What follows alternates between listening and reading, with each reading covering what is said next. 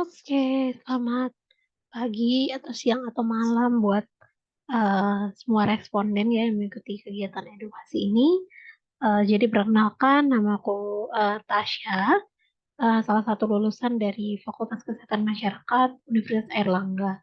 Nah kegiatan edukasi kali ini kita mau bahas sedikit tentang apa sih kebutuhan gizi, berapa kebutuhan yang aku harus penuhi dalam sehari, bagaimana karbohidratnya, bagaimana protein, bagaimana vitamin dan mineralnya.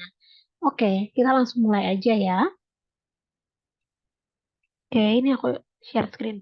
Oke, jadi seperti yang tadi aku udah ngomong, kita mau bahas hari ini terkait dengan kebutuhan gizi atau nutritional needs remaja. Oke, sebelum kita bahas lebih lanjut gimana kebutuhan gizinya, kita harus tahu dulu pertama apa sih remaja? Remaja itu tergolong usia berapa? Aku tuh termasuk remaja atau dewasa ya? Nah, kemudian juga nanti kita akan bahas apa kebutuhan gizi itu pengertiannya, faktor-faktor yang mempengaruhinya apa, dan juga yang terakhir kita akan bahas berapa kebutuhan gizi dari remaja dari masing-masing kita. Oke, selanjutnya kita bahas apa itu pengertian remaja atau dewasa. Em, Mungkin sebagian kita berpikir bahwa oh aku masih kuliah, oh masih remaja. Tapi ada juga yang berpikir oh aku udah dewasa kok, usia aku udah segini. Nah, mari kita lihat sebenarnya usia berapa sih yang tergolong remaja atau dewasa. Oke, ini pengertian remaja. Jadi pengertian remaja itu banyak banget ya. Ada yang menurut WHO, menurut Kemenkes, menurut beberapa ahli. Jadi aku coba untuk summarizing. Jadi remaja ini adalah seseorang yang memiliki usia rentang 10 sampai 19 tahun itu berdasarkan World Health Organization atau WHO. Kalau misalkan berdasarkan peraturan Kementerian Kesehatan itu adalah seseorang yang memiliki usia 10 sampai 18 tahun. Tapi beberapa ahli mengatakan remaja itu adalah dibagi menjadi tiga, ada remaja awal, menengah, dan juga remaja akhir. Yang range umurnya adalah 12 sampai 21 tahun. Nah, kalian ada nggak di range umur ini? Ayo, ada nggak masih remaja atau udah dewasa nih? Nah, kalau yang masih remaja, bisa nih kita lihat lagi ya kan. Tapi kebanyakan mahasiswa pasti usia rentang ya 12 sampai 21 tahun tuh ada ya dari biasanya umur 18 sampai 22, 23 tahun. Oke, kita next. Apa pengertian kebutuhan gizi? Mungkin kalian udah sering dengar, oh, kalau berdasarkan dokter kebutuhan gizi saya sekian, energi saya sekian, saya harus penuhi setiap harinya sekian vitamin C-nya. Ya, itu yang paling umum karena kemarin ada COVID. Jadi vitamin C-nya harus terpenuhi ya buat imunitas. Nah, sebenarnya kebutuhan gizi itu apa sih? Nah, kita mau bahas di sini. Jadi, kebutuhan gizi secara gampangnya bisa kita artikan sebagai jumlah zat gizi yang kita harus penuhi. At least itu harus kita penuhi untuk menjalankan kehidupan sehari-hari. Kalau misalnya kita nggak menuhi, itu bisa kemungkinan kita tidak bisa beraktivitas secara produktif. Nah, kebutuhan gizi ini banyak banget nih faktor yang mempengaruhinya. Ada usia, ada jenis kelamin, berat badan, tingkat aktivitas fisik kalian misalnya. Kalau kalian yang kebanyakan duduk dibandingkan yang seharian itu berjalan atau seharian bekerja itu akan pasti beda. Otomatis yang seharian bekerja full itu akan lebih besar kebutuhan gizinya dibandingkan yang hanya duduk doang. Dan juga dipengaruhi oleh tinggi badan itu penting banget karena itu akan mempengaruhi. Jadi kebutuhan gizi setiap orang ini cenderung akan berbeda, tapi memang nanti ada patokannya. At least kalian harus berapa. Itu secara umum gitu. Tapi nanti kembali lagi sebenarnya kebutuhan gizi antara aku dan kalian tuh bisa beda-beda. Oke. Nah, salah satu acuan atau patokan yang bisa kita gunakan untuk mengetahui kebutuhan gizi aku dalam sehari itu berapa sih? Itu pakai angka kecukupan gizi atau namanya AKG. Nah, AKG ini yang terbaru kalian bisa download filenya sebenarnya ada di internet yaitu di AKG tahun 2019 itu yang paling baru. Nah di AKG ini kalian bisa lihat mulai dari bayi, balita, remaja, dewasa sampai ibu hamil itu kebutuhan gizinya berapa sih? Kebutuhan gizi energinya, karbohidratnya, proteinnya, lemaknya, vitamin mineralnya. Vitaminnya kalian mau lihat misalnya vitamin C aku tuh perlunya berapa ya? kira-kira kalau aku makan 500 miligram per hari tuh boleh nggak ya? Nah, kalian bisa lihat di situ. Jadi nanti sambil dibaca-baca, sambil di-searching, apa sih AKG itu lebih lanjut, kebutuhan aku tuh berapa gitu. Nah, mungkin aku mau bahas sedikit ya tentang AKG itu apa. Jadi seperti tadi aku udah mention, AKG itu adalah nilai atau angka yang menunjukkan kebutuhan rata-rata gizi setiap orang, tapi yang dalam kondisi sehat. Jadi misalnya aku sama kalian usia sama, misalnya kita anggap usia kita 21 tahun. Kita sama-sama sehat, kita lagi nggak sakit, kita gak ada penyakit bawaan lain-lain atau komorbid, maka kalian bisa pakai AKG untuk tahu kebutuhan rata-rata gizi kalian. Nah, kemudian AKG ini faktornya sama kayak kebutuhan gizi. Ada berat badan, ada tinggi badan, ada usia, jenis kelamin, tingkat aktivitas fisik, dan kondisi fisiologis. Nah, di AKG ini nanti kalian bisa lihat sih yang tadi aku udah bilang bahwa ada energi, protein, lemaknya berapa yang harus dicukupi. Nah, pentingnya AKG buat kita nih remaja atau dewasa yang dalam kondisi sehat, tidak ada penyakit bawaan, tidak ada penyakit komorbid, maka itu kita bisa tahu dalam sehari aku harus makan berapa ya. Jadi usahakan kita tidak makan berlebihan gitu.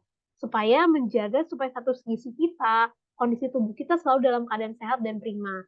That's why kenapa kita harus penting tahu nih AKG itu berapa ya, kebutuhan aku tuh berapa. Nah, itu penting supaya ketika kalian makan, ketika kalian beli jajanan, beli makanan, kalian bisa memperhatikan itu gitu.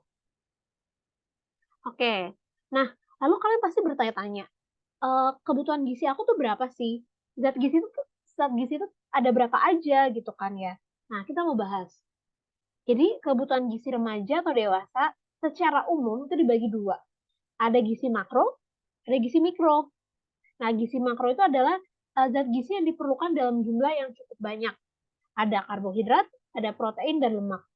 Sedangkan kalau gizi mikro itu adalah zat gizi yang diperlukan biasanya dalam jumlah lebih kecil. Ada vitamin dan mineral. Nah, vitamin dan mineral ini banyak lagi ya kan ya. Ada vitamin yang seperti kalian tahu, vitamin C, vitamin D. Kalau mineral, zat besi, apalagi yang bisa kalian tahu. Uh, Iodium atau yodium, kemudian magnesium, kalium. Nah, itu termasuk dalam mineral. Oke, kalau mau bahas tentang vitamin dan mineral agak panjang ya. Oke, jadi kita bahas secara intinya aja gitu ya. Oke, kalau untuk gizi makro yang pertama. Yang pertama kita tahu bahwa gizi makro ada karbohidrat. Karbohidrat itu apa? Karbohidrat itu adalah sebuah zat gizi yang fungsi utamanya adalah sebagai sumber energi bagi tubuh manusia. Nah, kalau kalian mau tahu karbohidrat itu setara dengan berapa kalori, nah 1 gram karbohidrat itu setara dengan 4 kalori. Gitu. Nah, karbohidrat ini fungsinya apa selain sumber energi? Tapi juga bisa berperan untuk mendukung fungsi protein, mendukung kerja saluran pencernaan, dan juga bantu kendalikan metabolisme lemak. That's why kenapa karbohidrat ini tetap harus dikonsumsi, tapi ingat jumlahnya jangan berlebihan. Jadi kita konsumsinya dalam jumlah yang moderate atau dalam jumlah yang cukup saja. Kenapa kalau konsumsi karbohidrat berlebihan? Ya pasti menimbulkan efek samping dong, kegemukan, obesitas, dan juga penyakit lainnya, masalah kesehatan lainnya. Nah, karbohidrat sendiri itu ada dua, ada kompleks, ada sederhana. Kalau karbohidrat kompleks tuh kayak apa? Kayak nasi yang pasti kalian sering konsumsi kan.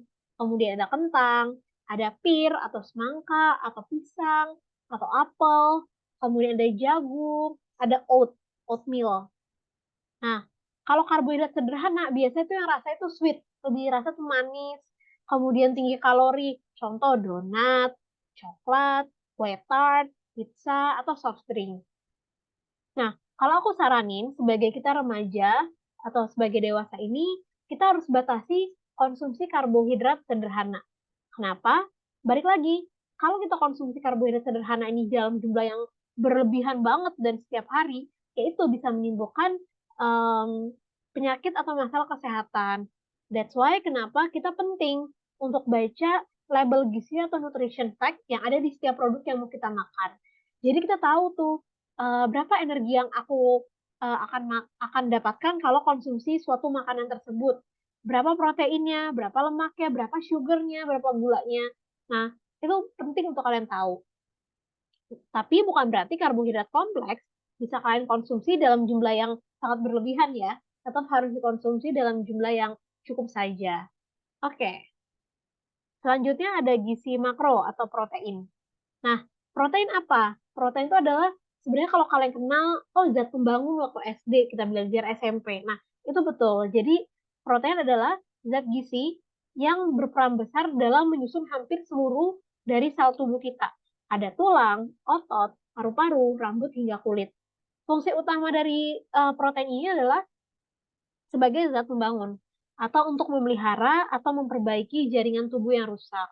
That's why protein itu juga penting. Nah, misalkan kalian luka ya, biasanya luka karena mungkin kena gigitan serangga, gigitan nyamuk, atau mungkin kecelakaan, itu kan pasti akan menimbulkan luka ya.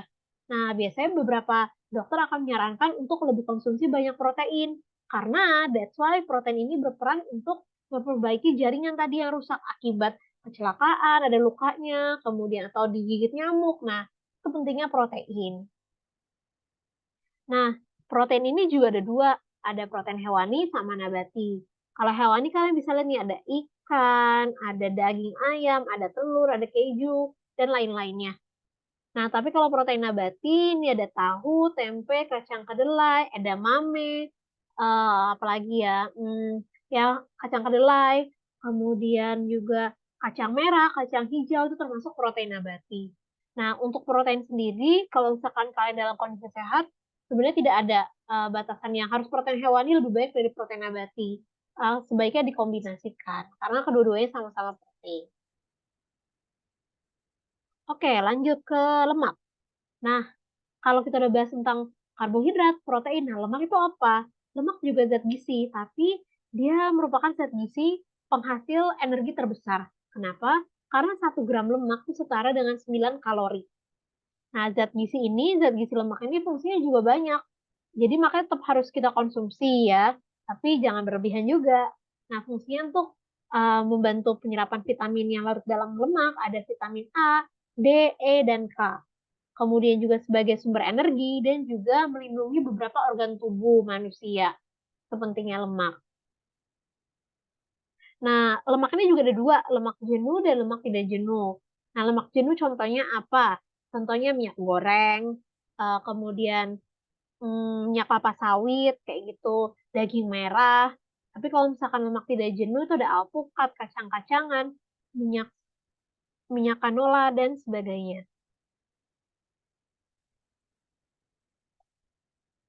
Oke, kalau misalkan untuk gizi mikro, ada vitamin dan mineral. Jadi, vitamin dan mineral ini adalah zat gizi yang termasuk dalam kategori mikronutrien yang berfungsi untuk menunjang fungsi tubuh. Mikro ini ada vitamin dan mineral yang tadi aku udah jelasin di awal, ada vitamin B dan C, ada A, D, E, K, dan mineral lainnya. Nah, contoh gizi mikro ini ada sayur-sayuran, buah-buahan, dan sebagainya. Nah, ini kebutuhan gizi kalian. Jadi misalkan pada remaja pria usia 16-14 tahun, energi 2650, protein 75. Kalau usia 19-29 tahun, cuma membedakan di protein, lemaknya aja. Kalau misalkan proteinnya di 16-18 ini 75, di 19-29 itu 65 gram. Nah, kalian bisa lihat sini lebih detail. Ini juga pada remaja wanita, otomatis kalorinya lebih gede dari laki-laki. Kalorinya lebih kecil dari laki-laki. Oke, mungkin ini yang terakhir. Terkait dengan menu sehat ya. Nah, ini contohnya aku bagi, ada sarapan, ada snack 1, makan siang, snack 2, dan makan malam.